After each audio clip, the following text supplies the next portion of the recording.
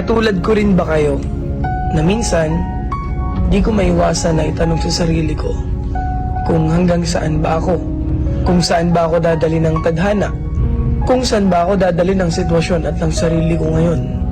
Kasi minsan nakakaramdam din ako ng pagod, pero wala namang choice kundi lumaban palagi dahil yun lang naman talaga ang dapat.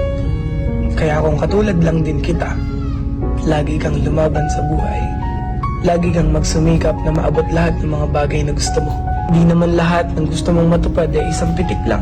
Lahat ng tagumpay at mga bagay na gusto mong matupad, pagod, puyat at hirap ang dapat mong isakripisyo. Tapos huwag kang susuko hanggang sa makuha mo na lahat.